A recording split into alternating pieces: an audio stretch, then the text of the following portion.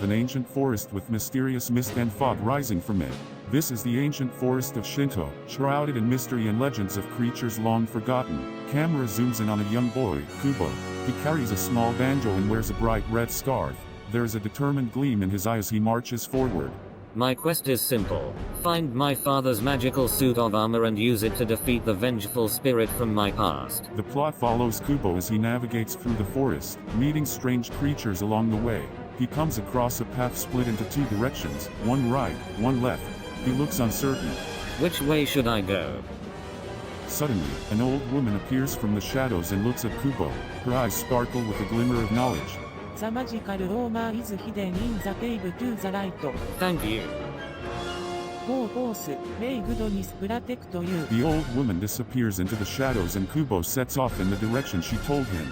Kubo eventually finds the entrance to the cave and looks around carefully.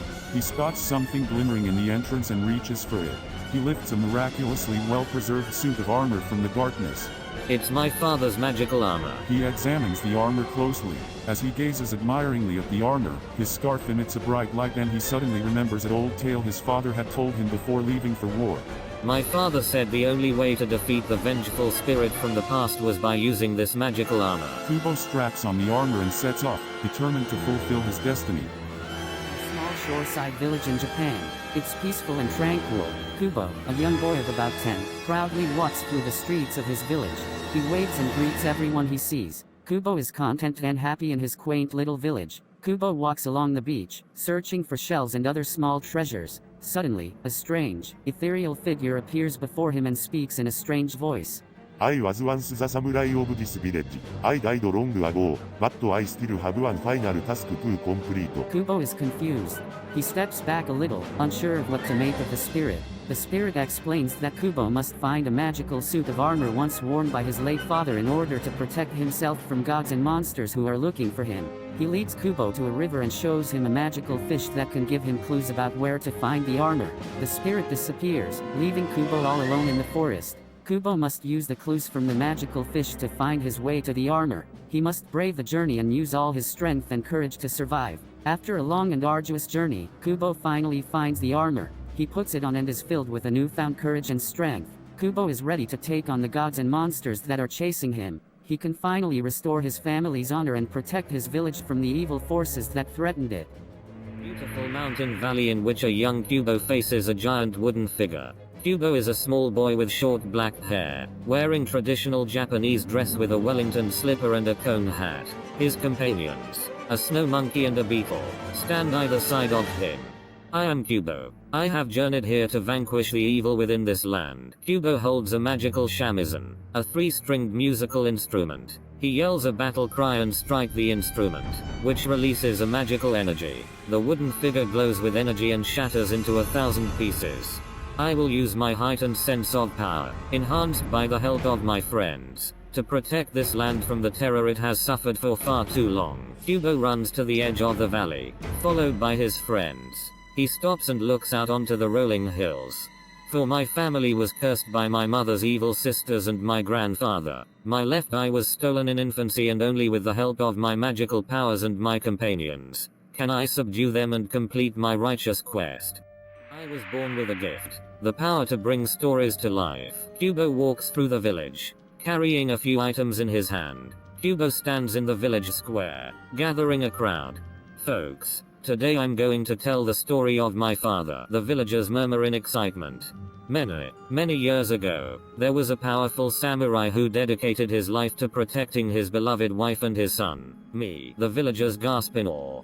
But when my mother's evil twins tried to steal me away, my father sacrificed himself to keep me safe. The village falls silent. Ever since then, I have been on a quest to find my father's invulnerable suit of armor, the most powerful thing in all of Japan, because it could help me defeat my mother's tyrannical family. The villagers gasp again. This is my story. Will you join me in this quest? The villagers cheer in excitement. On a small mountain cave set in the Japanese countryside. The sun is beaming down on the entrance and a young Japanese boy, Kubo, stands in front of it in traditional clothing. He looks to be around 12 years old. This is my home, my mother, Siriatu, and I live here in this mountain cave. We follow Kubo into the mountain cave and see his mother, Siriatu, resting on a mat. She looks tired, with a scar over her left eye. Good morning, mother. Good morning, Kubo. My mother and I depend on each other for survival. I help take care of her and she tells me stories that I share with the townsfolk. But there is one particular story I've yet to finish. The story of how my father, Hanzo, became a samurai warrior. Will you tell me the rest of the story, mother? I'm sorry, Kubo. I cannot remember the rest of the story. Oh. But I do know that you must not stay out after dark, Kubo. Your grandfather, the Moon King, and his sisters, Kersu and Washe, are searching for you. And if they catch you, they will take your other eye and turn you into a spirit, just like them. Yes, mother. Kubo stares out into the distance, determined to find out what happened to his father and facing the danger of the Moon King and his sisters.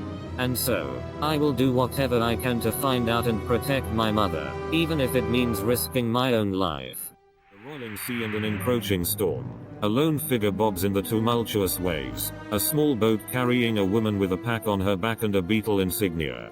Don't blink or forget what you are about to hear and see. The woman strums her shamisen and a magical wave rises in front of her. As the music fades, the wave is split in two and she passes through. Off in the distance the figure of land is visible, but before she can reach it, a thunderous wave crashes down and the boat is capsized. The woman washes ashore and lays dazed and unassuming in the sand. Something stirs in her pack and she stirs to awareness to comfort the little one inside. Her son, Kubo, is only one-eyed. The woman holds him close, smiling before getting to her feet, ready to face the journey ahead.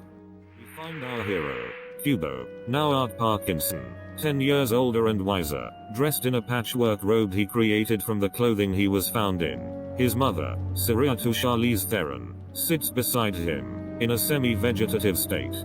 We're almost out of time, Mum. Let's go. Kubo grabs his shamisen and a bundle of origami figures, looking around with an expression of love and sadness. He takes one last moment before heading off. We cut to a bustling village market, where Kubo has become a beloved fixture with his storytelling performances. He sets up his origami figures on the ground, and as he plays his shamisen, a magical aura of energy embraces each figure as he brings them to life with his stories of the samurai warrior Hanzo.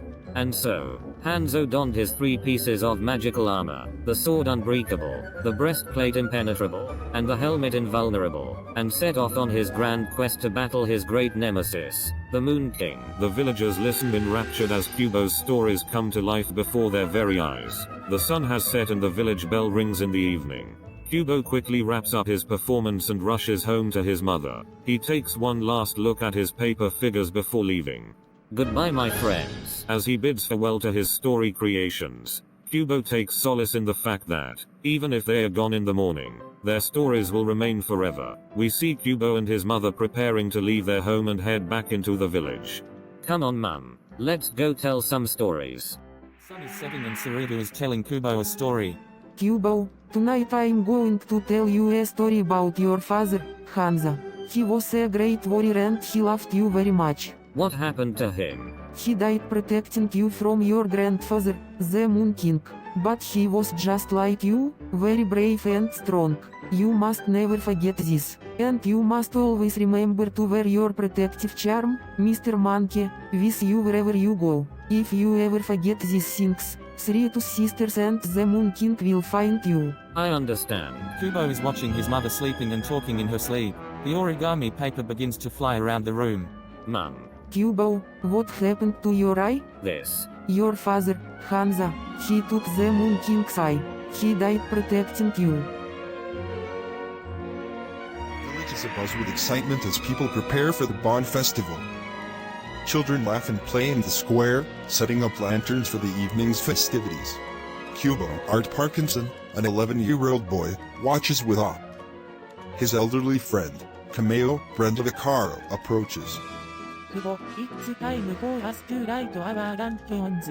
When the darkness comes, you can use your lantern to commune with your father. Yes, Cameo.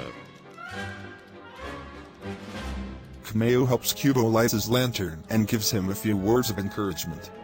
You are God's spirit will be with you. Kubo takes a deep breath and holds his lantern to the sky, hoping for a response. The village is transformed for the Bon Festival. People are setting up paper lanterns and sharing stories of deceased loved ones. One man, Hosato George Take, shows his daughter how to honor the spirit of her grandmother. Kubo is standing off to the side, waiting for a response from his father. When none comes, he gets upset and crumples his paper lantern in anger. Kubo has been waiting all day and the sun has started to set. An eerie, dark mist surrounds the area. Suddenly, Sariatu's twin sisters, Runimura, appear, beckoning him to go with them. Kubo runs away, but the sisters pursue him, destroying everything in sight. Sariatu runs in to save her son and uses her magic to give him wings. As Kubo is about to fly away, he grabs one strand of his mother's hair. He looks back as she confronts her sisters and then disappears in a powerful blast of energy. Kubo slowly opens his eyes, struggling to stir from his sleep, and the first thing he notices is a macaque monkey standing over him, silhouetted against the snow-covered horizon. What? Your master is gone. We must move your found with the sisters. Kubo stands, bewildered, and follows Monkey in the snow. Kubo and Monkey come upon a massive whale carcass, and Monkey leads him to it to shelter for the night. There is enough here for us all to feast on. They eat a steaming bowl of whale stew to warm up. Monkey explains her existence as Kubo's charm, brought to life by the last of Sariatu's magic. Kubo, now in a better mood, shows Monkey his mother's hair, contained in a small bag. This is a memory, Kubo. She must have powerful kind of music. She weaves the hair into a bracelet for him. It will protect all. What do I need protection from? Monkey. We must find him those musical armor, the only thing that can protect us against him. Kubo nods solemnly and they move off into the night. Ken Watanabe and Monkey Charlize Theron emerged from a cave to find an origami figurine of Hanzo Rafe finds. It is pointing out what appears to be a path. Kubo reaches for his magical shamisen as Monkey cautions him to use his powers sparingly. Let's follow this path. Need to be careful with your music, Kubo. Kubo ignores her and uses his shamisen to make origami birds. Monkey sighs. Suddenly, they hear a noise in the sky. Kubo looks up to see a giant beetle swooping down towards them. It grabs him and takes off. The giant beetle, Matthew McConaughey, speaks to Kubo, explaining that he was once a warrior, cursed to live as a beetle. The beetle believes he must have been an apprentice of Hanzo. He begs Kubo to allow him to join them in their quest. Take me with you. I will protect you with my last breath. Kubo looks to Monkey to make the decision. After seeing the beetle's skill with the bow and arrow, Monkey reluctantly agrees. Kubo, Monkey and Beetle set off on their journey with the origami Hanzo pointing out the way. Monkey keeps her eyes focused on the beetle, still wary of his intentions. But, ultimately, the three embark on an adventure that will take them to far and strange places. The trio stands at the entrance of the Hall of Bones, nervously surveying the ominous structure before them.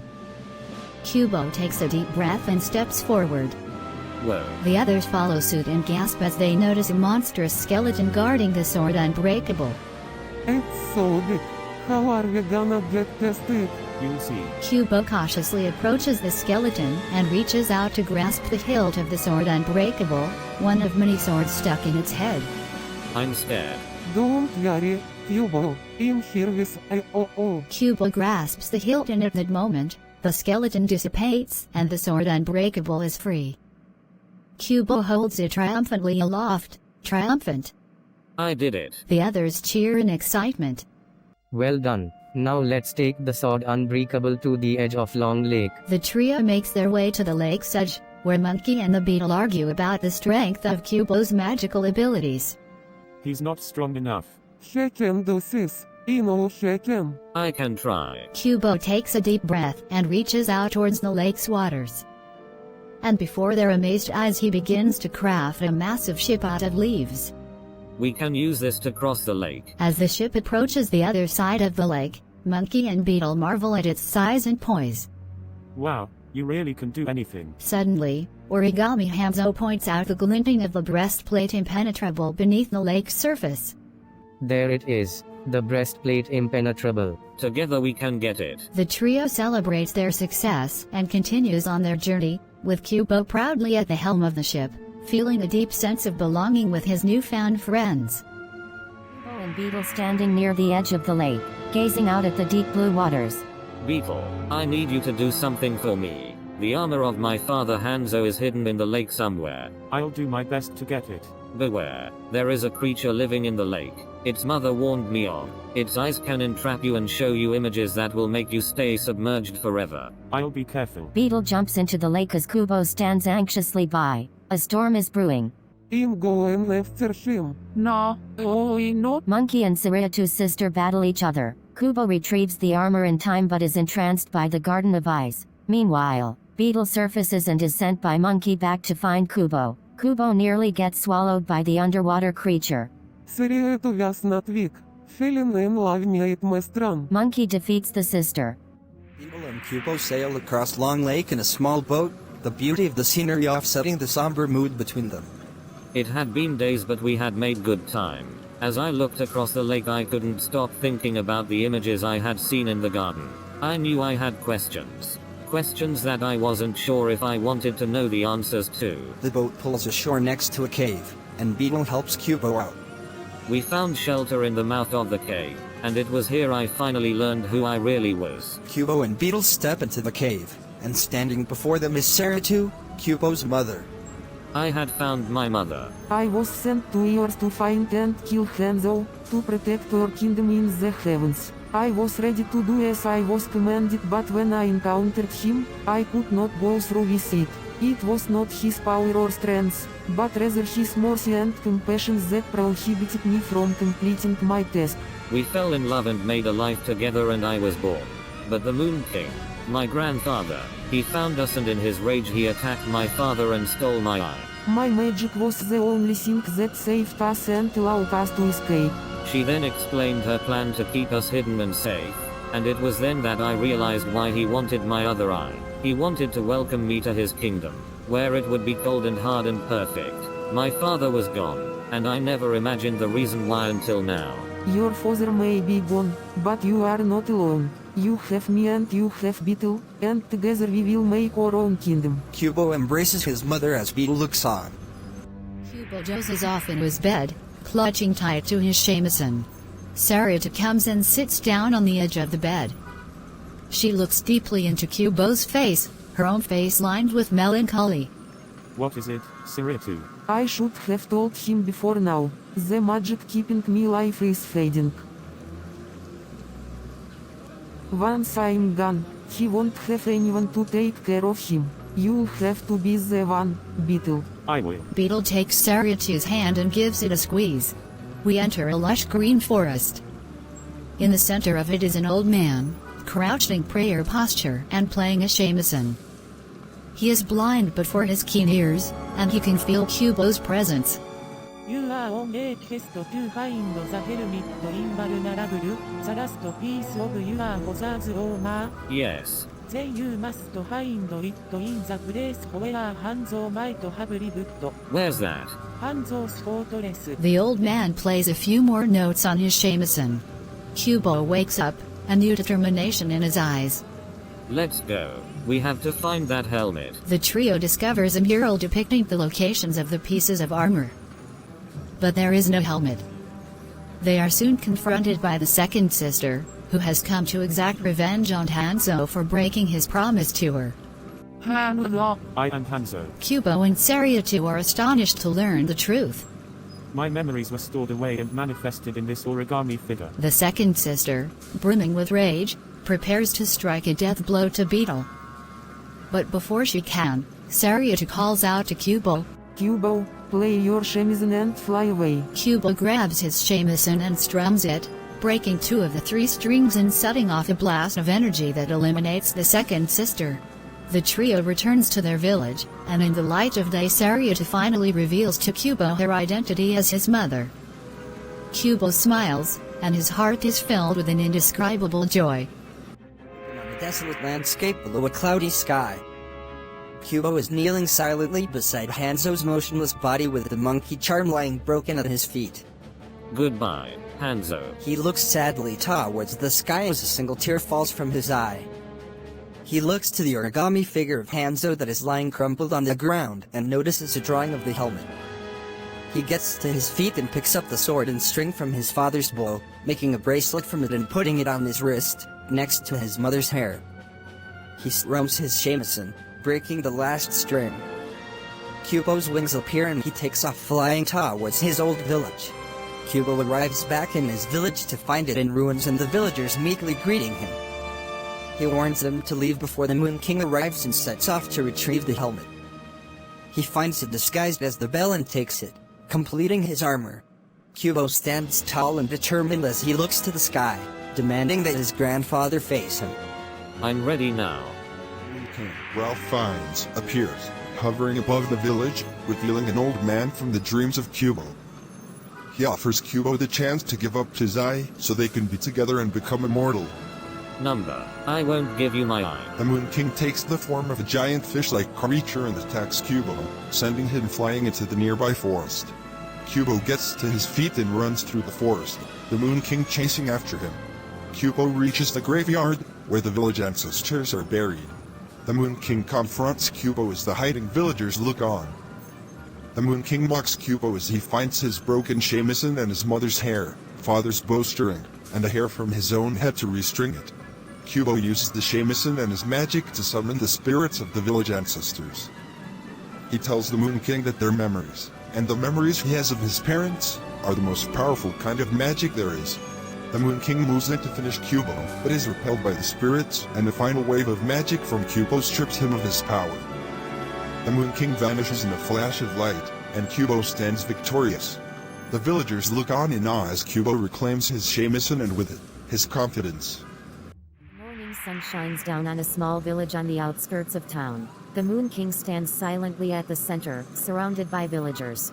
He is the Moon King, but he's alone now, blind in one eye and with no memories of his own. I will be your storyteller, grandfather. The villagers turn to Kubo, who walks up to the Moon King and kneels at his feet. I am Kubo, your grandson. I want to help you remember who you are. Each of us will tell you a story of your kindness and how much the people in this village care about you. One by one, the villagers come forward and tell their stories. You saved us from famine. You found me a home when mine was destroyed. You brought joy to all this. Kubo smiles as the stories fill the Moon King with memories of his greatness. As the sun rises, Kubo stands alone on the bank of a river, holding 2 paper lanterns. I wish my parents were here with me. If they were here, my story could have a happy ending. He sets the 2 lanterns afloat in the water and looks up, his parents smiling back at him. Village sits on the edge of a large forest. On a summer's day in a small village on the edge of a large forest, our hero's quest begins. We see a young man, Tim, packing supplies for his journey. He stuffs a map into a bag and looks ready to go. I'm ready. Tim's mother, Maureen, rushes out of their cottage with a hasty hope. She looks worried, but determined. Go, Timo. Find what you seek. I'm proud of you. Tim flashes her a wry smile and sets off. Inside the dark and mysterious forest, Tim traves the depths of the mysterious forest, his destiny uncertain. He does not know what he will find, but he is determined to discover the truth. We see Tim walking along a path, scanning the terrain for clues. He stood suddenly when he hears a noise and then plunges ahead, fearlessly. Tim finds himself in a clearing with a strange-looking tree. Suddenly, in a clearing, he stumbles upon a strange-looking tree with strange markings. Could this be the answer to his quest? Tim walks slowly around the tree, his eyes widening as he takes in the strange markings. He knows that this is the place he was meant to find. This is it. We see Tim reaching out and touching the tree. Suddenly, he is surrounded by an array light and the sound of voices. Tim's journey of discovery has just begun. What will he find on the other side? One thing is certain, his quest is far from over. Screen fades in. Simple upbeat music begins playing. Step out of your comfort zone. Leave the ordinary behind. Image of a person jumping out of a plane gradually reveals be bold. Be brave. Be epic at the center of the screen. Reach for something greater. Take a leap of faith. Fade to a person hiking a mountain trail. At the top of the mountain, the words be bold. Be brave. Be epic appear. Push harder. Go further. Reach outside yourself. Fade to a person volunteering in a soup kitchen. At the top of the screen, the words be bold. Be brave. Be epic appear. Break the rules. Challenge the status quo. Blaze your own trail. Fade to a group of people helping to build a new home. At the top of the screen, the words be bold. Be brave. Be epic appear. Dare to be extraordinary. Dream bigger. Live like there's no tomorrow. Fade to black. Music gains intensity. Words be bold. Be brave. Be epic fill the screen. Be bold. Be brave. Be epic. We follow a group of children playing in the street. We find two teens having an argument. One of the teens grabs the other by the shoulder. We see a man walking away from a woman. He throws a newspaper at her. We find a group of students playing a game. There is a fight between two of them. We find a parent and a child having a heated argument. We find a family sitting in hospital lobby. A doctor comes out and tells them that their relative is okay. We find a husband and wife in a passionate embrace. Moderate portrayals of violence can be an accurate reflection of real life, but without gruesome detail. Lead up to a wide shot of a landscape full of mountains, trees, and other dramatic terrain. The sky is light, with a golden light streaming down over the area. Rise to a shot of our hero, who stands at the top of a mountain peak, looking off into the distance. The camera pans around to the right and we see a giant skeleton.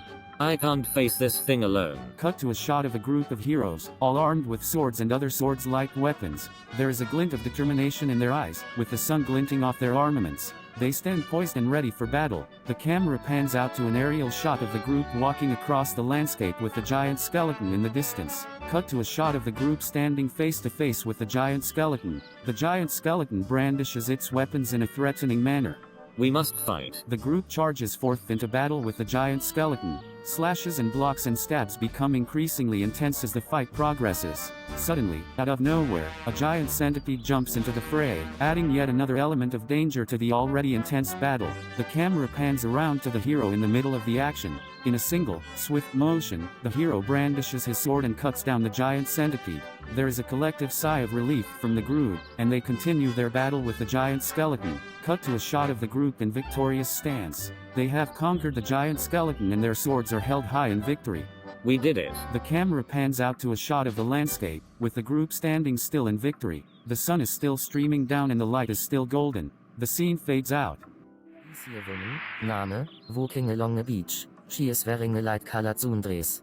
Sometimes, a moment of joy can turn to terror in the blink of an eye. As she marvels at the beauty of the ocean, a massive wave crashes onto the shore and sweeps her away. We follow her under the water, her feet kicking frantically as she struggles against the pull of the current. But no matter how hard you fight, you can't escape fate. The murky depths of the ocean swallow her up. We can see her head strike a rock, and the trail of dark red blood follows her as she drifts away.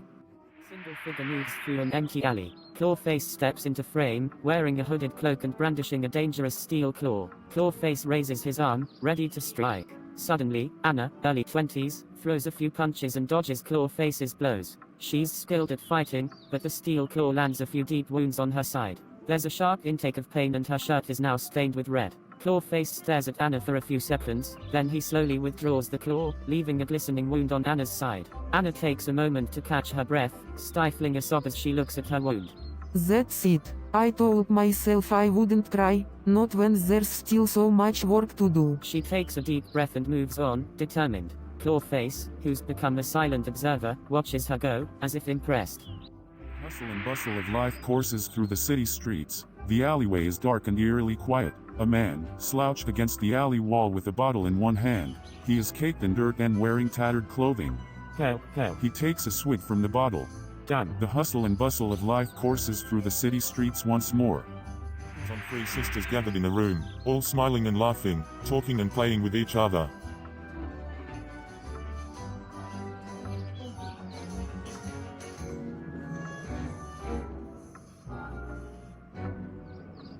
Three sisters, inseparable, growing closer with each passing day. The camera pans out to show the sisters from head to toe. One of the sisters is holding a pipe. I love how we can just make ourselves around it either. No that moon. The other sister's not in agreement, the camera focusing on the sister with the pipe. She's not addicted, it's just a way to express her stress and anxiety. We'll always have your back, and no matter what.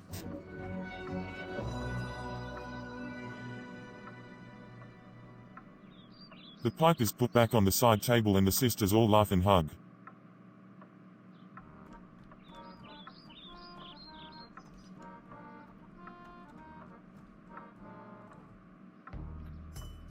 As sisters, they stand together, through and through. Support and understanding, that's a bond that can never be broken. An open field, the hero and villains stand in a circle.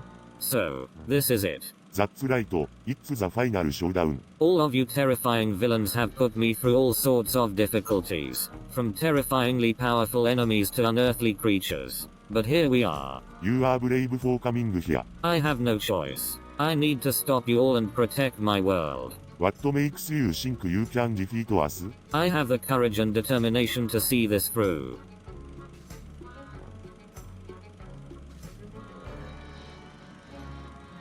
No matter what you're planning, I won't run away. You don't understand what you are up against. We are powerful and nothing can stop us. We'll see. The villains lunge forward at the hero. The camera zooms in as the hero stands up to the villains. The fight is intense and the hero struggles to keep up. However, he eventually overcomes his opponents. It's over. I did it. The camera pans out to reveal the hero, victorious. The villains lay on the ground, defeated. Despite all the evil and terror the villains brought to the world, the hero was still able to stand up against them and protect his world. Through courage and determination, the hero was finally able to settle the final showdown. The end.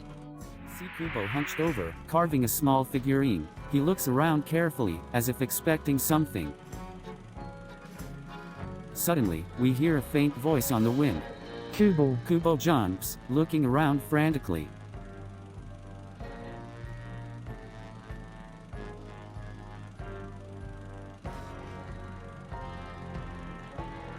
The voice seems to be coming from everywhere at once. Kubo looks around even more frantically, his eyes wide with fear. The scene is eerily still and quiet. We can almost feel the tension, as the sisters' voices echo in the air. The tension is broken suddenly, as we hear a drumbeat in the distance. Kubo takes a deep breath, relieved. Kubo stands in the middle of the beach, surrounded by the sisters, who are chanting and playing drums. The scene is both haunting and beautiful, with the sisters' voices and the drums creating a powerful atmosphere. Kubo looks around slowly, in awe. Wow. The sisters chant and drum louder, and Kubo looks around, a look of wonder and amazement on his face. Static. Darkness. A dim light illuminates two figures in a room. In a forgotten corner of a small town, lived two sisters cursed with an unnatural power. With their expressionless faces and eerie voices, they could make the bravest of children tremble, their nightmares filled with monsters and shadows. Camera pans into a living room. Two figures are seen in the corner, their faces hidden in the shadows. They never showed emotion, as if frozen in time. No one ever knew why they kept such grim attitudes. All anyone knew was that their presence caused fear and anxiety. Camera moves to a young child and her family, hiding in a closet. They are shaking and whispering in fear. No one dared to intervene. Parents kept their children away from the eerie sisters, their warnings enough to give any child nightmares. The sisters are suddenly heard from off-screen. Their voices are deep and unnerving. Come out, little children. Come out and play. The family is even more fearful as the camera pulls away to a wide shot of the room. The sisters are still in the corner, their faces impassive and lifeless. What secrets did these sisters hold? We may never know. All we know is to stay away and never to let our children come near their home, for the sisters will give any child nightmares. Camera fades. Silence. scene slowly fades in to reveal two sisters, Christina and Karen, in a bedroom. Karen sits on her bed, Christina standing facing her. I so sorry for what I said. It's okay. I know you were just upset. Christina takes a deep breath and slowly exhales. It's been a difficult year, hasn't it? Yes, it has. But it doesn't mean we can't get through it together. Christina smiles and nods. I love you, so I love you too. The two sisters embrace. The camera zooms out and the scene fades out to black. We follow a close-up shot of a sleeping baby boy. The camera pans out to reveal that he has a bandage over his right eye, covering up some of the blood that's seeping through. We see the same baby boy, along with his concerned parents, being examined in a hospital room by a team of doctors. We are sorry, but the child's right eye is too badly damaged to save. We'll need to take it out and cover the wound with a bandage. The family is seen exiting the hospital with the baby, now having a bandage over his right eye. It's okay, baby. We'll take care of you. This difficult scene demonstrates the cruel reality of losing part of your body, especially at a young age. It's sad and painful to watch, but it helps to convey the intended message of the film, that every life is precious and worth fighting for. Working on the family living room filled with memories and laughter, a young family is gathered around the television watching a movie. Look, there are some strong emotions throughout this movie, but I especially want you to pay attention to some of the deaths that occur. There are a bunch of emotional deaths that will likely leave you teary-eyed. A single mum and her daughter are walking along the park, enjoying each other's company. This is a hard thing to cope with, so I think it's important to feel and acknowledge the emotions that it brings. In this movie, there are a lot of heartfelt moments to prepare you for these situations. The mum looks at her daughter as if she wants to give her final word of encouragement. No matter how hard it gets, remember to focus on the good memories and be thankful for what you have. Kubo swimming underwater. Suddenly, Kubo has an accident and he starts to sink towards the deep sea below. Shots of the scene of Kubo's descent. Monkey sees this and is immediately alarmed. Kubo. Still descending. Kubo, wake up. Kubo, wake up. Please, just wake up. Kubo, deeply unconscious and still descending. Don't let him go, please. Suddenly, a huge crab appeared, wrapping its claws around Kubo and saving him from the depths of the ocean. Crab surrounding Kubo in its claws. Made it. Okay. Thank goodness. Kubo, slowly waking up. Kubo, alive. Kubo slowly turns around and looks up at Monkey. Is that last? Kubo slowly reaches up to hold Monkey's hand. Suddenly, a giant sea creature appears in the distance. Kubo stares in awe, mesmerized by this giant creature's glowing eyes and tentacles, until it suddenly starts moving toward him at a rapid speed. What is that thing? Am I dreaming? The creature is now only a few feet away, making its presence felt. Its glowing eyes begin to hypnotize Kubo, putting him in a trance. Suddenly, one of its tentacles reaches out and grabs Kubo, pulling him closer. He screams in terror, but he is unable to move. Help. Kubo is now face to face with the sea monster, its fangs poised to strike. Suddenly, a ray of light emerges from the depths of the ocean, and a familiar voice calls out Kubo's name. Kubo. Kubo snaps out of his trance and looks up to see the source of the voice. The ray of light reveals a figure standing on the edge of a boat, and Kubo instantly recognizes the face. Mom. Mom points the ray of light towards the monster, who becomes frightened and releases Kubo. The monster quickly swims away, leaving Kubo safe. Thank goodness for my mom. Dark forest, somewhere in the countryside. It's late at night and the air is still. Suddenly, a faint light flickers from the darkness, the faint light of a campfire. Around the fire, a group of travelers sits exchanging stories. Hey, I've got a good one. Have you heard of the skeleton demon? No, I can't say that again. What's that? It's an old Japanese folklore creature called the Gashadakuro, the biggest stop-motion puppet ever made. They say it stands 18 feet tall. Wow, that's huge. So what's the story? Legend has it that on dark and moonless nights, the skeleton demon would stalk its victims through the forest. Its eerie, bone-chilling groans could freeze the bravest of hearts. Yikes. It sounds like you're describing some kind of nightmare. It certainly is. And if anyone's ever seen this giant, skeletal creature, they've kept it to themselves. Title, Making Every Expression Count. We fit into a shot of Kubo, a cartoon character from the movie Kubo and the Two Strings. I have over 48 million possible facial expressions. We cut to a shot of the animator's hand drawing the frames to create each facial expression. We fit into a close-up shot of Kubo making a facial expression. Wow, that's an impressive range of facial expressions. We fade to a montage of Kubo making different facial expressions. To bring Kubo to life, the animators created a staggering 23,187 prototype faces. We fade to a shot of the animators meticulously drawing Kubo's features. We then fade into a shot of Kubo looking determined.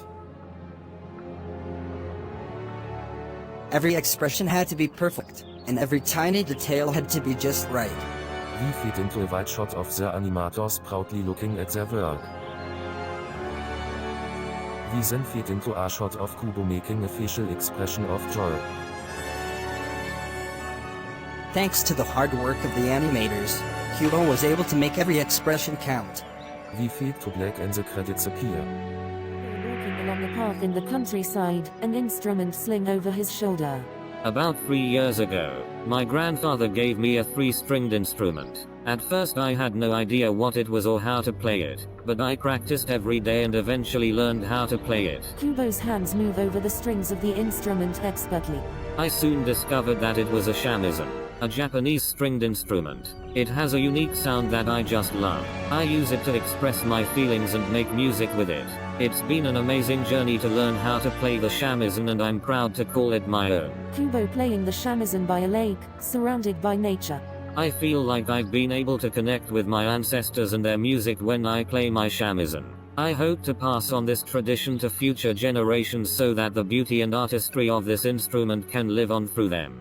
We see Kubo, a young boy with magical powers, running through an enchanted forest. He's being chased by ominous shadows, trying to steal his eyes.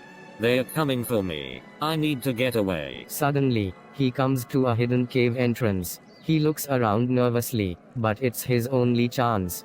This is it. He hops into the cave and the entrance closes behind him. Kubo's story begins many years before. He lives with his mother in a peaceful village in Japan. I had 2 loving parents, and a life filled with adventure. But unbeknownst to Kubo, a powerful enemy seeks to steal his eyes, as was done to his mother years ago. Kubo, now an adult, is in the same forest as before. The shadows reappear, and he's still being chased. I won't let them take my eyes. I won't let my mother's tragedy repeat itself. Suddenly, a mystical figure appears, giving Kubo his second chance. He offers Kubo a magical weapon, a Kumiho. I can fight back and protect myself. Kubo uses his newfound weapon to confront his enemy, and takes back his eyes. The villagers cheer him on as he triumphs. I've done it. I found my strength.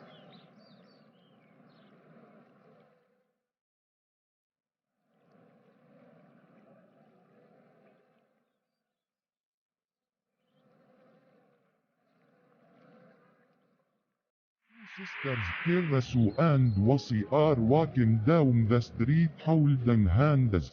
Have you ever wondered what our name means? The 2 sisters now in later. Not really. Our name, Karasu and Wasi, mean cool and evil in Japanese. Really? That's so cool. Yes, it's pretty cool. The 2 sisters sit down on a nearby dark bench for a little chat. So visionary. You Wasi, evil, and you Karasu, cool. What? That me? The 2 sisters get up from the dark bench and walk off into the dust Rewritten says the sun sets. Name my min clothes and eagles, but there I sisters, no matter what. Old man, Beetle, walking down C Street. He is lost and hooked, humming a familiar tune to himself. Well, my guitar gently weeps, with every breath I take. Yeah, my guitar gently weeps, for the love I can't make. Suddenly, he noticed someone watching him from across T Street. He stops and stares, and see camera pans to reveal an old man, holding a guitar. Oh, I see you know the song. I know it well, sir. The Beatles, right? Indeed, it is a beautiful song, and well suited to this moment. Yes, I think it is. We see a movie poster til film, which stars Beetle. And a T-Toppies T-song credit, will my guitar gently weeps, byriggen aspekter. Screen, Kubo. Fade on, wide shot, a beautiful Japanese landscape. Pan journey shot over the scenery to reveal Kubo with his guitar, sitting on a beautiful beach, contemplating. I was always different. A boy who could create the impossible with his magical strings. Cut 2, string puppets, lively and playing in the sand, beautifully constructed by Kubo and his magic. Cut 2, Kubo then stands with both his sword and guitar, ready to protect his family. I had one goal, to save my family. Cut 2, full shot of Kubo in an epic episode of action and adventure, experiencing the wonders of the world he now discovers.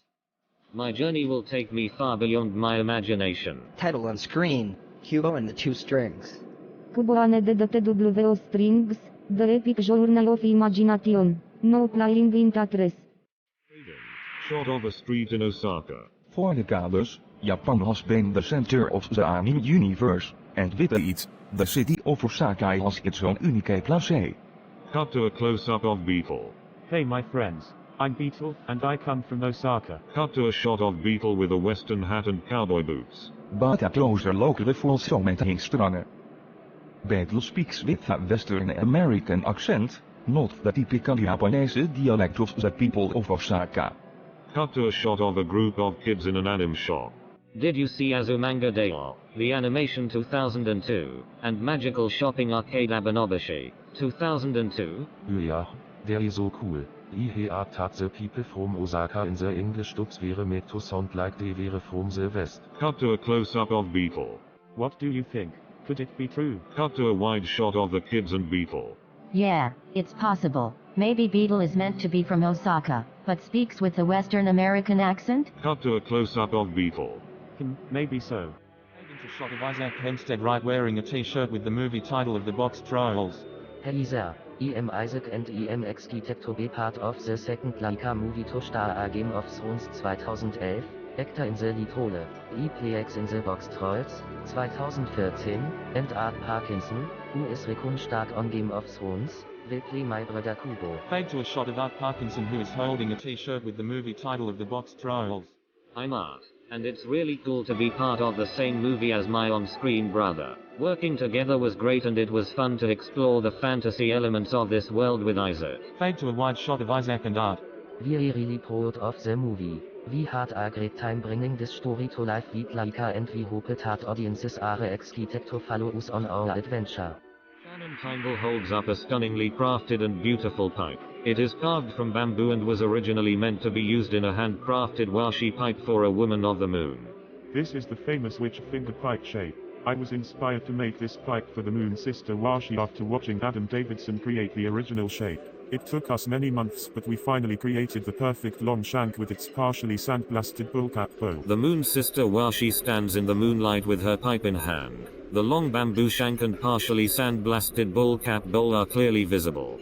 Thank you Shannon Timble and Adam Davidson for creating this magical piece. I will try to read forever. You and your father are so very much alike. Don't that say anything. Kubo and Beetle, looking around inquisitively, ignoring Monkey's warning. Kubo and Beetle continue their adventure while playing with their food, unaware of the intruder lurking in the shadows. Beetle proudly presents Kubo with a gift of origami samurai. Here, this is for you. Kubo takes the paper and pauses, as a realization slowly dawns on him. Hanzo. Kubo, Beetle, and Monkey stand at Hanzo's grave.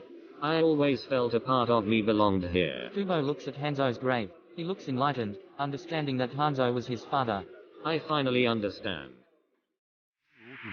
ショットオブザサンセティンクイマンオープンフィールド。There is a large bonfire burning at one end.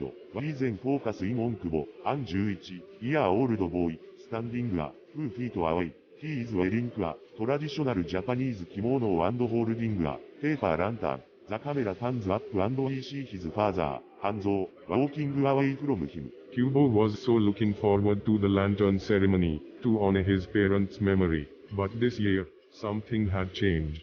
His father, Hanzo, had gone missing and was nowhere to be found. Cut to a close-up shot of Kubo's face. We see the confusion and sadness on his face as his father is nowhere near.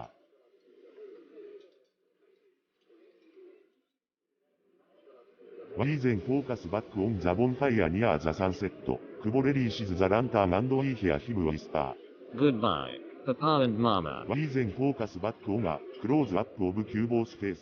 His face is filled with sadness and regret as he takes in the fact he was unable to communicate with his father during the lantern ceremony.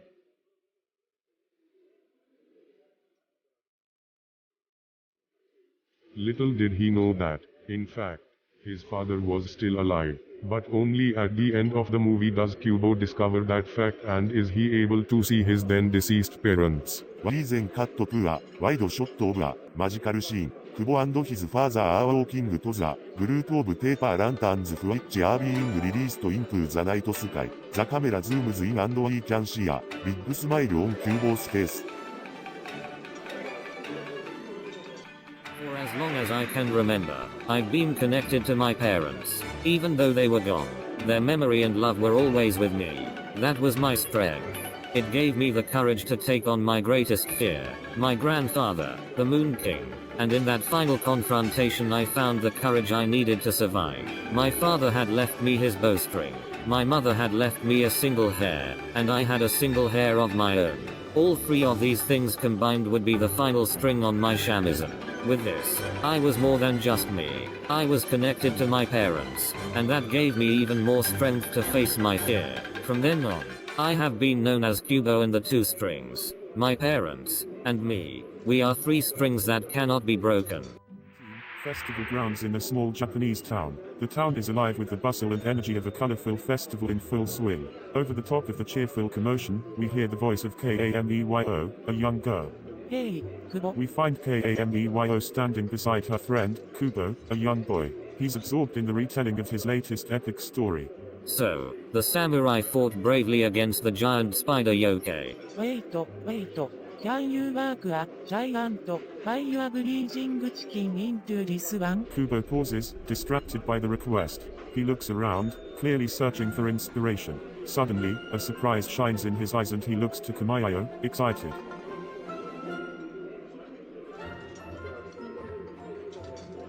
Yes, it's a real yokai in Japanese mythology, called a bazan. Wow, let's hear it. Kubo does not need any more encouragement. He jumps into his story, gesturing wildly as he speaks. So, when the samurai encountered this giant, fire-breathing chicken, Kubo and Kameyo are seen running amok through the festival crowds, bursting with excitement as Kubo retells his story, and Kameyo listens intently.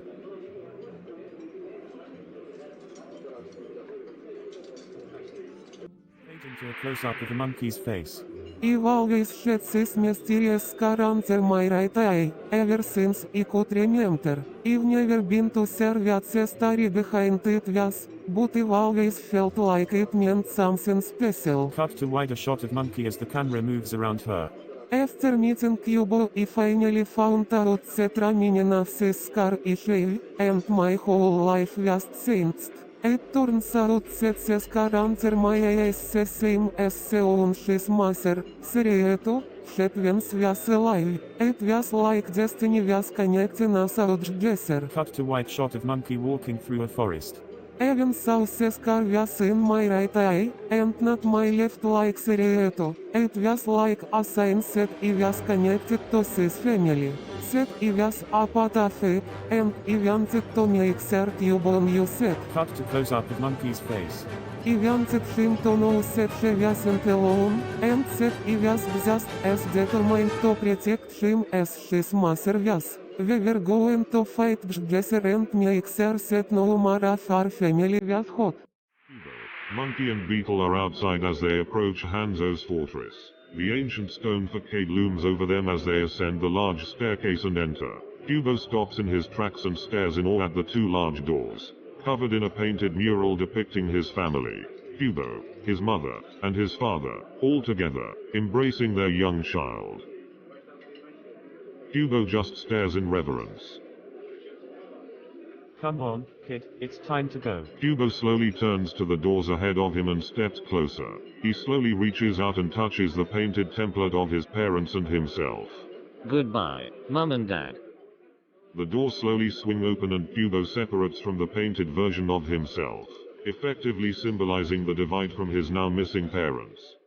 This is a wide shot of the fishing village. The camera pans in on two figures, a mother and a father standing together. They look out to sea as the sun is setting. Our small fishing village has been home to us for many years, but this story isn't about us. It's about our son, Kubo, and a journey that will change his life forever. Scene goes to a close-up of the two figures, with the father in the foreground and the mother in the background. They both look out to sea with both worry and sadness. It all began when two villainous sisters started to take away everything she held dear. The camera shifts back to a wide shot, with the waves lapping at the shore. In the distance, as storm clouds move in quickly. Kubo soon finds himself on a quest of his own, with the help of a moon spirit, a monkey, and beetle warrior. He embarks on an adventure to unlock the mystery of his family's past. The camera shifts to a close-up of Kubo wearing his armor, which has a sun emblem on it, looking up at the night sky. The night sky glows with stars and two crescent moons. Throughout Kubo's adventure, we see the theme of duality, represented clearly in the title of the movie. On one hand, the moon's crescent reflects his father, the Moon King, while the sun emblem, which is painted on Kubo's helmet, reflects his mother. We see Kubo in a wide shot as he faces the two villainous sisters. He has one hand held in front of him with the fingers spread apart, and in the other hand is a two-stringed guitar. The two strings of the guitar, however, can also represent the two ways, life and death. Kubo finds himself between a rock and a hard place, unable to know which string to choose, but ultimately realizing that he can choose both. The camera zooms in on Kubo as he strums the two strings of the guitar, producing a beautiful sound. In the end, the duality of the world is embraced. Life and death, love and tragedy, pain and joy, all work together to create a beautiful story. Camera shows the images of characters from the movie Kubo and the two strings. Title, Memories and What They Mean. Memories are an important part of our life. They play a vital role in shaping who we are as individuals and our stories. In Kubo and the two springs, memories have a special place in the narrative. You and Kubo's parents on the edge of a cliff, discussing their memories and the importance of them. I can still remember the beautiful things from my childhood. Every day was an adventure, and no matter what happened I was always filled with joy and laughter. Memories are a part of our history, and it is important to keep them alive.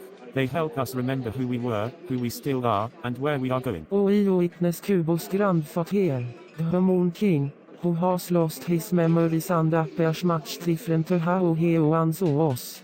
Grandfather, why don't you remember us? Memories are precious things, and even when we have lost them, we can still find our way back. Kubo and his grandfather restored the Moon King's memories with a magical spell, changing his whole character and appearance.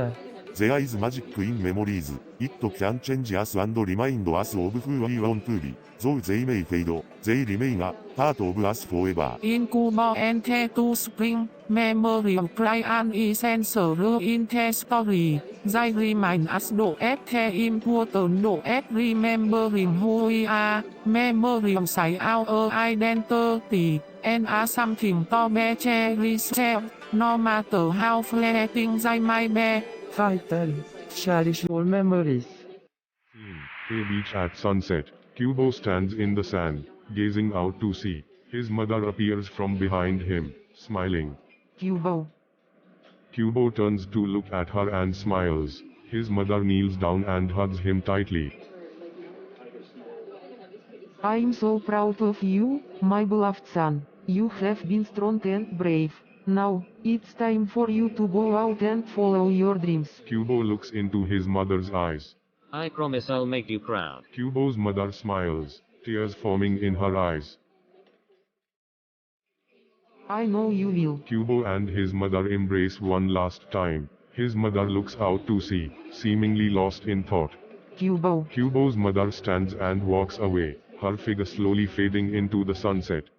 Kubo stands in a clearing with his trusty companion Monkey by his side. The sun is shining and birds chirp in the background. Scene 1. Monkey. Let's keep moving. Suddenly we hear the sound of cranes. Do you hear that? What is it? As Kubo and Monkey look up, a flock of cranes fly over their heads. But the crying of the birds isn't quite what we expect. Instead of the usual sharp crane call, their cries sound more like those of a loon. It's incredible. Monkey stares in amazement as the birds pass them by. It's as if they've been sent from heaven to guide them on their journey. Yes, this is the way. Kubo 14 is startled awake. His body is tense and anxious. What was that? Kubo looks around with confusion. He shakes off the dream. Follow the setting sun. He looks around at the group. We have to follow the rising sun. Kubo lets the group through the forest, following the sun. As the light gets brighter, the shadows start to move. Look, the light is not just in front of us, but behind us too. Kubo and the group continue to follow the sun. As they move closer to their destination, the shadows reappear in front of them again, indicating light is ahead. We're getting closer. The light is in front of us again. Kubo and the group reach their destination. A helmet lies in the middle of the path. We made it. He looks around, amazed. We followed the setting sun and found the helmet. On a cloudy night sky, over a Japanese village and ocean, we see Kubo flying on his bamboo glider through the night sky. I can almost see them. My mother's face. My father's smile. Kubo strains, looking forward at his destination. After all these years, I'm almost home. Just as Kubo starts to ascend higher. Wait, I can feel it. My sword is gone. Kubo frantically looks around him, searching for his sword. Where could it be? How will I fight the moon beast without it? Kubo looks back at the village below him and starts to descend back down. I must turn back. I cannot go home without my sword. Kubo lands in the village and straightens himself up, searching for his sword. There it is. I knew my sword wouldn't be far. Kubo hurries to scoop up his sword, returning it to his side. With my sword by my side, nothing can stop me now. Kubo takes off, flying back up into the night sky with newfound confidence. Here I come. Home sweet home. Kubo sits cross-legged in the center of the room, a single lantern floating in the air in front of him. He holds his hands up to the light coming from the lantern, letting it fill his vision. Grandmother, grandfather, please guide me. Guide me and show me the way forward. Kubo reaches out and takes the lantern in his hands. He brings it close to his face and looks directly into the flame. I'm so confused. I don't know what to do. Please help me. The flames in the lanterns flicker and start to shine brighter. Kubo closes his eyes and continues to speak. I believe in you. I believe in my ancestors and in the power of your love and guidance. The light grows brighter and brighter until it is almost blinding. Kubo takes a step back and takes a deep breath. Thank you. Scene. Kubo is holding a shamisen with 3 strings, playing it and looking thoughtfully. Title, Kubo and the 2 strings. Sometimes parents can be like strings, connecting us to the past and guiding us through the future. Scene. Kubo walking through a forest, narrating. This is my shamisen, a gift from my parents. It has 3 strings to connect me to them, and remind me of the bond between us. Scene. Kubo playing his shamisen, a wind chime slowly opens up and spins in the background. But the 2 strings in the title aren't the ones on my instrument. It's the strings of life and death, connecting us all together in mysterious ways. Our lives, closely intertwined with our pasts and the memories they create. Scene, Kubo closing his eyes and playing his shamisen. Let this story remind us all that even in the hardest of times, life is precious. Mayo and Kubo stand in front of a large wall. The wall has a large round shadow of a paper lantern, although nothing is there. What is that? What is what? That round shadow behind us. It looks like a paper lantern, but there's nothing there. That is not. I don't see anything. This village festival sure is strange. Kamayo and Kubo look back at the wall, then back at each other, shaking their heads in wonder. Suddenly, a bright light is cast on the wall, creating a perfect round shadow of a paper lantern where there was nothing mere moments before. Kubo and Kamayo exchange glances in amazement, then turn back to the wall. Look, there it is. Magic. This festival really is something special. Definitely. Let's take a closer look. Kamayo and Kubo walk closer to the wall and inspect the paper lantern shadow that has mysteriously appeared. Close up of an origami paper being formed. Caption, The Magic of Kubo and the Two Strings. Fade to a wide shot of Kubo playing a shamisen, making the origami turn into a group of warriors. Superimposed title, Kubo and the Two Strings. Fade to close up of Kubo. I always knew there was something magical about me and I finally found it. I don't need to understand how it works. I just need to know that it does. Fade to a wide shot of Kubo using his shamisen strings to make a strike of warriors battle a monster. POV change to an overhead shot. Fade to close up of beetle. Nothing I can say can explain this magic, because it simply is. It's something that Kubo, and all of us, can't put into words. Fade into close up of a talking monkey. Kubo has made friends of us all with his special talents that was impossible but is quite real. Fade to Kubo and beetle, side by side. With Kubo's magic, anything can happen. Kubo and the Two Strings, in theaters everywhere. Camera pans across a mountainous landscape. The sun is setting and the sky is golden. Once upon a time, there was a young boy called Kubo who had a magical guitar, and a powerful destiny. Kubo, a young Japanese boy, is stood on a beach with a guitar in his hand. His companions, Monkey and Beetle, look expectantly at him. My grandfather and my aunt, they're not what they seem. My grandfather was from a different world, one of magic and gods. Kubo's origami papers come to life in the air, as if they were alive. He starts to play the guitar. My aunt was consumed by a terrible curse and determined to take my magical right eye from me. I had to find a way to stop her. Monkey's and Beetle's expressions of expectation changed to understanding.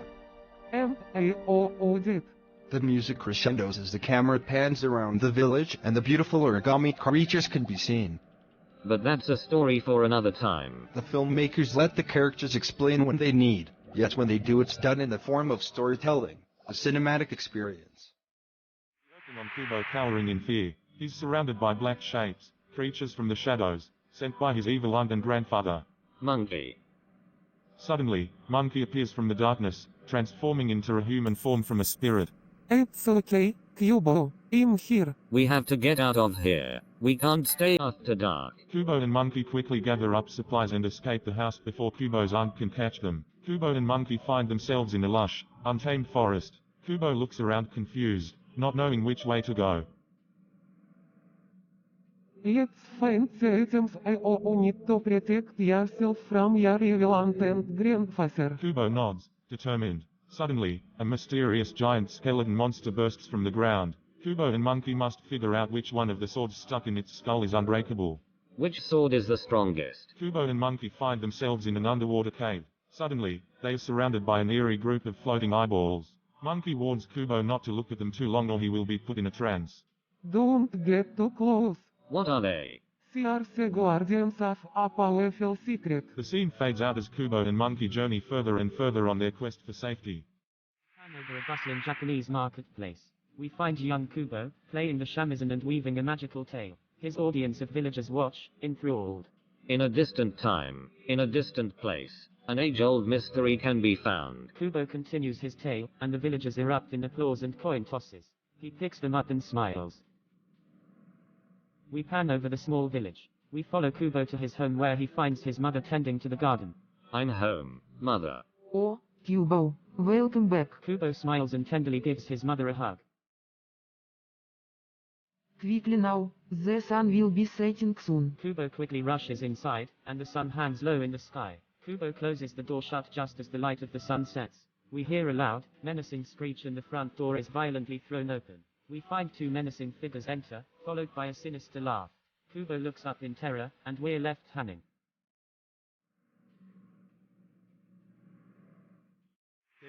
We see a vibrant landscape with lush trees, mountains, and fields on a beautiful day. We hear the flute melody, which is reminiscent of a Japanese art piece. This film has it all: action, drama, love, family, humor, and community. Kubo is a stunning film that brings out the beauty of Japanese art and tradition while still being able to resonate with people of all cultures. It's a great film for the whole family to watch and learn from. The camera zooms into one of the fields. Now go save your people. The camera follows Kubo while he goes on his journey with Beetle by his side. Do not worry, friend, I will be there to help you. We see the villagers cheering and celebrating together. Throughout his journey, Kubo learns important lessons about grief, courage, resilience, and the power of teamwork. It also has its own twist at the end, which we won't spoil here.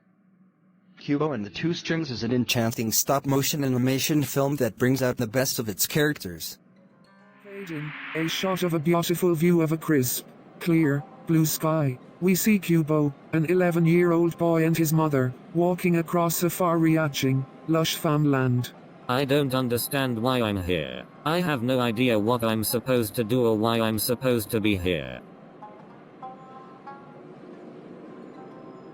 Grandfather has taken Kubo's eye, and if he takes the other, he will be the most powerful man alive. We must protect him. Cut to Kubo walking along, trying to figure out what's going on and being followed by his two intimidating aunts, the frightened witches. My two aunts are frightened witches and they seem to be after me too. It's like I'm being chased. Cut to Kubo's mother, frantically searching her mind for any memory of who Kubo's father is or what role he might have played in all of this. She looks panicked and overwhelmed. My past is so foggy, I cannot remember anything that would help me protect Kubo. Cut to Kubo walking along, trying to figure out what's going on, and being followed by Monkey and Beetle, his only helpers.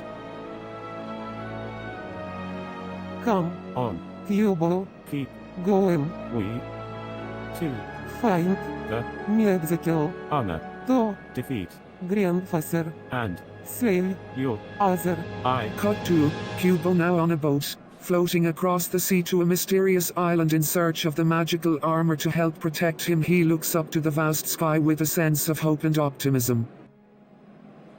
I know this all sounds totally crazy, but it all works together quite nicely to make this incredible movie. I'm ready for the challenge and I'm going to do whatever it takes to save my other eye and protect my family from danger. Opening scene with Kubo, the main character, Monkey and Beetle inside a cave. The entire chamber filled with noises and other mysterious sounds. What is that sound? Look, it's a giant skeleton. Whoa. The skeleton stands up and takes a menacing stance, blocking the way out of the cave. Kubo, Monkey and Beetle are surrounded. We fail to get the Satan unbreakability and fight back. Kubo and Beetle look determined. Kubo then bravely steps forward and reaches for the sword. Now is the time to show what we're made of. The battle ensues. Monkey and Beetle fight off the skeleton with their martial arts skills while Kubo wields the magical sword. The incredible graphics show the fight in great detail. The characters' facial expressions are especially believable and lifelike. As the battle draws to an end, Kubo uses a special attack to finally defeat the giant skeleton. We did it. Sun beats down on the picturesque landscape. We meet Kubo, a young-looking boy, wearing a tattered robe. It was time for me to go on an adventure, to find the magical armor my father wore for years. Kubo is walking along the beach, watching the waves crash against the shore. My father always told me stories of his magical armor. I must find it to save me from the vengeful spirit of the past. The forest is dark and eerie, with a thick fog surrounding everything. My father said the armor is hidden somewhere in this forest. I must find it before the vengeful spirit can find me. The temple shines brightly in the sun, As Kubo approaches it, a voice calls out from behind him. Kubo, I am here for you. Who are you? Kubo finds himself standing in front of a grand stone statue of his father, wearing the magical armor. It's the armor my father wore. Kubo slowly puts on the armor and the statue of his father comes to life. You have found the magical armor. Now you can defend yourself against the vengeful spirit from the past. Kubo stands tall and proud, wearing the magical armor. He looks up to the sky and smiles. I will protect those I love, no matter what. The cold, dark, and mysterious figure of the villain eerily looms ahead, his face shrouded in mystery. His motives appear to be ever-shifting and inconsistent. The villain stands before Kubo, brandishing a knife with the intention of killing him. I will have my revenge. The villain corners Kubo, demanding his eye in exchange for his life. Hand it over. The villain stands before Kubo once again, this time offering to take him away to a place of safety and peace. Come with me, and I will show you the way to heaven. The villain's motives appear to be ever-shifting and inconsistent. He now appears consumed with the hatred of the human race. You are all standing of nothing but my disdain and contempt. The villain stands atop a rocky outcrop, his anger and hatred directed at the masses below. You are all fustigable, stupid, and utterly disgraceful. The motives of the villain remain ever-changing and inconsistent, but one thing is certain: he will never back down from his vendetta against humanity. Kubo and his mom are on a journey to find the pieces of his father's armor. Mom, why don't you recognize my dad when you see his face? I'm sorry, Kubo, but I must pretend I'm not your mom so you won't feel bad. She looks away, hiding her sadness. But you told us stories when we were on the boat about each of the pieces. How come you can't remember now? This journey has been very hard, Kubo. It's been so long since I last saw your father's armor. It's like my brain is foggy, just like this forest. Kubo watches his mum sadly. Don't worry, Mom. We'll find my father and his armor soon. Yes, I'm sure we will. Kubo walking through a forest. I'm not so good with endings. It's like I can't find the right words. Like I'm always leaving something out. Ever since I saw Kylo Ren embarrass himself by being unable to live up to Darth Vader's expectations in Episode 7, I felt like I can identify with him. Endings are hard. So hard. Fading on a quaint village street in what could be medieval Japan, we see a small boy, Kubo, eager to scratch out a meager existence. Well, here goes nothing. Kubo takes a brave step forward and begins to hum a gentle tune to himself. We then see the mountaintop cave, where Kubo's mother sits in a comatose state each day until dusk. Kubo arrives at the cave and heads inside to his mother. He sits down beside her and listens to her one-sided stories of his long-lost warrior father. My son, your father was a great warrior, of the highest honor. Wow. The scene changes to a shot of the night sky. We see Kubo walking home at dusk when we hear the menacing tone of an evil spirit. A force of darkness looms over him, strength in its numbers. Please no. Suddenly, Kubo is saved by a magical miniature monkey carving, an origami samurai, and a beetle man warrior. Fear not, Kubo. We are here to help. Thank you. The warrior speaks. Your mission, Kubo, is to recover the mystical armor and weapons of your father in order to beat back the forces of darkness and restore love and harmony to your life and the lives of others. Yes, I will do it. Kubo walking down a dirt path on sunrise. He is carrying a straw basket. Greeting, O villagers of Japan. I am Kubo, here to share stories of great warriors, sadness and joy. Seeing Kubo is telling stories to a crowd of villagers, he captivates them with every word he says. The tales I tell come directly from the gods and from the mountain gods. Seeing Kubo is at home with his mother, he helps her prepare food. At night, I care for my mother. Even though she is old and can't do as much as she used to, she is still my rock. Seeing Kubo is about to go to sleep. Before I sleep, I must remember to thank the gods for blessing me with my storytelling ability. Seeing Kubo is being hunted by the Moon King and his mother's sisters, they appear out of nowhere and surround Kubo. I have come for you, Kubo. You possess a powerful gift that must be taken from you. Seeing Kubo is trying to fight back against the Moon King and his mother's sisters, but he is no match for their sheer power. I may not have the power to defeat them, but I do have a plan. Seeing Kubo uses his storytelling ability to put the Moon King and his mother's sisters into a trance, he then escapes while they are still mesmerized. So long as I remember, stories will keep me safe. Seeing Kubo is running away from the Moon King and his mother's sisters, he escapes and is free again. And this is how I am still free today. Kubo sits alone in a field as he looks up at the sky. A single tear rolls down his face, filled to black.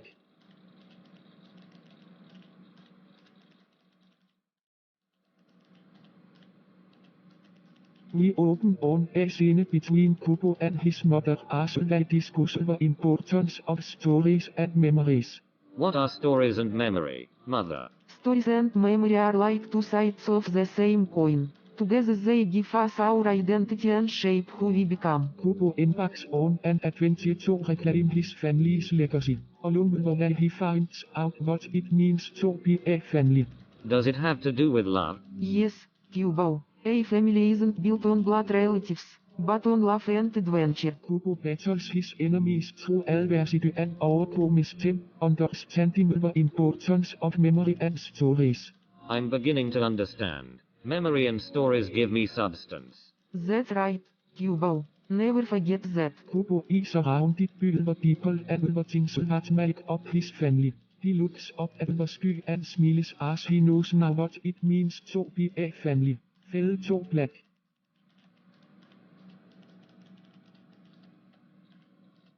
We see Kubo, the heroic young boy, with a magical mission, to find his father's lost armor, as he runs through a lush, rolling, green landscape. Kubo is accompanied by Monkey and Beetle, two mischievous protectors accompanying him on his journey. We see their banter, a combination of bickering and tech savviness.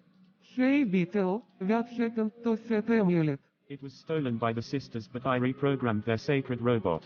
They won't be stealing any more stuff on our watch. We see Kubo and his protectors weaving their way through a fight against a giant skeleton and a battle with one of the sisters, who uses a dangerous kusarigama. We see the protectors in fits of laughter as they joke about their battle. That was so set off a fight. You ain't seen nothing yet. Kubo and his mother are caught in a tumultuous storm. The overpowering waves crash over them as they cling to each other in desperation. Mama. The storm's intensity increases, jolting them in different directions as they are thrown against rocks. After a few moments, we cut to Kubo lies still, motionless on the shore. His mother, who is unconscious, lies a few yards away. We find young Kubo living a seemingly normal life with his mother at their small village.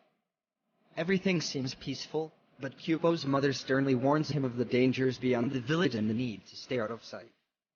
We soon learn that Kubo is searching for 3 legendary pieces of armor, which can help him confront his evil grandfather in the heavens. If I can find the 3 pieces of armor, I'll be strong enough to face him. We get to know Kubo better as he navigates his way through the Japanese countryside. His resourcefulness and bravery is put to the test as he encounters many dangers on his quest: bandits, monsters, and magical creatures. In the end, it is Kubo's selflessness and determination that lead him to victory, ensuring he is able to achieve his goal. Kubo confronts his evil grandfather and, with the help of his armor, finds himself strong enough for the battle. Ultimately, it is Kubo's fields that triumph in the end. I may be just one-eyed, but I am the hero of this story and I won't let you get away with your evil plans. Kubo triumphs and the film ends on a happy note. A scene of Kubo walking down a forest path. Walking through this forest, my journey feels like one of epic proportions. Taking risks and defeating dangers, the quest for my parents' helms and sword, the objects that could help me on my mission. Quick cuts of Kubo working his way through different landscapes, battling monsters. I'm in a hurry, moving quickly from place to place, finding the items I need with seeming ease. There's no true sense of danger or peril, no real sense of risk in my journey. Kubo finds all the items and moves forward. I never seem to be far from exactly what I need. As I move forward, it all feels too easy. There's no real struggle and no real excitement. Kubo confronts his ants. Even when confronted by my aunts, I'm never really in danger. Even though they are determined to steal my eye, I'm never usually scared for my safety. Kubo defeats his ants and continues his journey. Despite the odious threat of my sinister aunts, I always find my way. The ease in which I find these objects doesn't really feel suitably epic. Kubo strides with purpose. Maybe this journey has been foretold. No matter what, I now have the tools I need to complete my mission and discover my family's secrets. The sun is setting over the bustling streets of ancient Japan. We follow Kubo as he rushes past the onlookers. Kubo faces off against an aggressive foe atop a mountain. Camera pans out to show his companions, Monkey and Beetle, watching from the sidelines. Take cover. Kubo desperately takes shelter from another foe. Monkey and Beetle give chase. Come on, let's go. Will you be quiet? I'm trying to think. Kubo stands face to face with a menacing villain. Monkey and Beetle engage in a petty squabble in the background. I don't know what I all talking about. Yes, I do. Kubo is distracted from the task at hand. Come on guys, enough. We hear the voiceover of the narrator. Overall, it felt to me like the writers thought up a bunch of cool set pieces they could throw at the viewer, and then tried to weave a script around those. The banter between Kubo's companions Monkey and Beetle serves as empty filler between action sequences.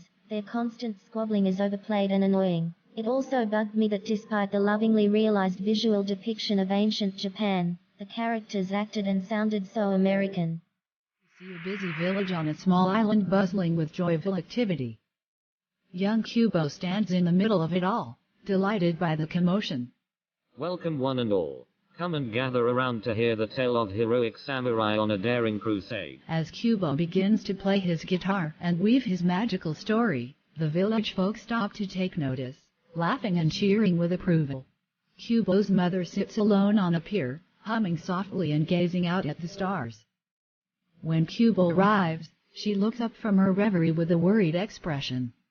Kubo, you mustn't stay out so late. I'm sorry, Mama. I was having too much fun.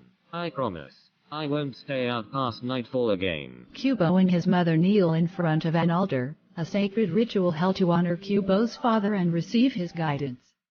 She will protect and guide you. But when the witches suddenly appear, Kubo and his mother freeze in fear. Kubo, run. Kubo runs, just as his mother steps forward to confront the witches. Kubo finds himself waking in the middle of a snowstorm with an odd monkey named Monkey as his only companion. Come, Kubo, I must embark on an adventure to discover the truth about your parents.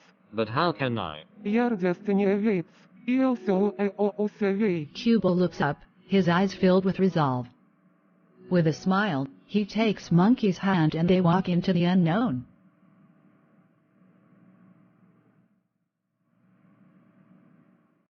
Into a suburban neighborhood. A mother and son, both of them, dressed in bright colors, walking side by side.